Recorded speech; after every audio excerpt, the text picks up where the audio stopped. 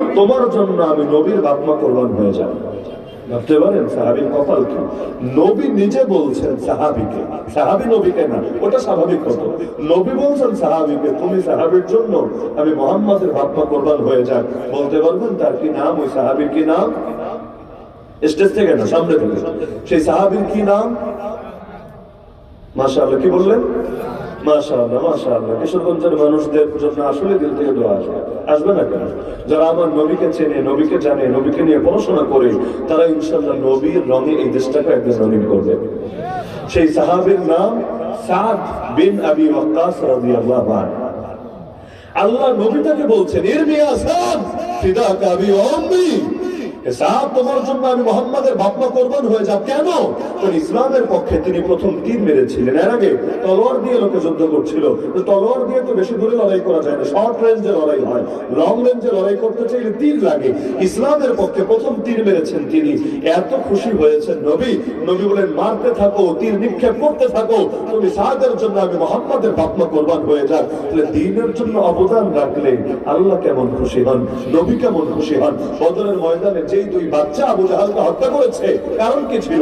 বুখারীতে হাদিস আছে, সাহাবী আব্দুর রহমান বিন আওফ রাদিয়াল্লাহু আনহু বলেন, বদরের ময়দানে দাঁড়ানো, হঠাৎ দেখে দুই পাশে দুইটা বাচ্চা। আমি টেনশনে পড়ে গেলাম, হায় আল্লাহ, এমনি মাত্র 305 জন আছে লড়াইয়ের ময়দানে, 313 না।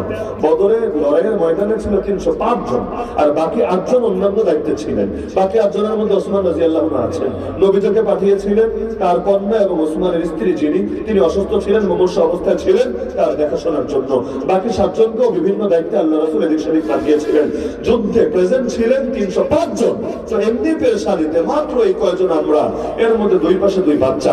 আপনি যদি মিছিলের প্রথম সারিতে থাকেন, যুদ্ধে বাড়তেন, মিছিলের প্রথম সারিতে থাকেন, আর দেখেন দুইটা পিচ্ছে এসে পাশে দাঁড়ায় আছে, এদিকে পুলিশ গুলি করতে শুরু করেছে, টিয়ার সেল মারতে শুরু করেছে। পুলিশের তো বলার সময় ভালো লাগে না, গুলি না করলে হাত চুলকায়। গুলি করলে তাহলে তাদের হাতটা একটু ভালো থাকে এবং শরীরটা একটু স্বাভাবিক থাকে, হয় না অনেক সময় কোথায় গুলি করে। তাহলে এই যে দেখা যায়, এইরকম যদি পরিস্থিতিতে পড়েন, আপনি কি নিজের চাইতে বাচ্চাদেরকে নিয়ে বেশি টেনশন করবেন না? স্বাভাবিক ব্যাপার। তিনিও বলেন পেরেশানিতে। হঠাৎ এক বাচ্চা আমাকে বলে কি, চাচা, ও চাচা, আবু জাহেলকে একটু দেখাই দেন না। তিনি বললেন অবাক। এর মধ্যে অন্য পাশের বাচ্চাটা বলে, না চাচা, আমাকে দেখান, আমাকে, আবু জাহেলকে। তিনি বলেন, জিজ্ঞাসা করলাম, ভাতিজা, আবু জাহেলকে দেখে কি করলাম? সেটা আজকের যুদ্ধের সেনাপতি কুরাইশি সর্দার। সঙ্গে সঙ্গে জবাব দিল, শুনেছি সে আল্লাহর নবীকে গালি দেয়, আল্লাহর নামে কসম করেছি। বাচ্চা মানুষ তো অত মায়ের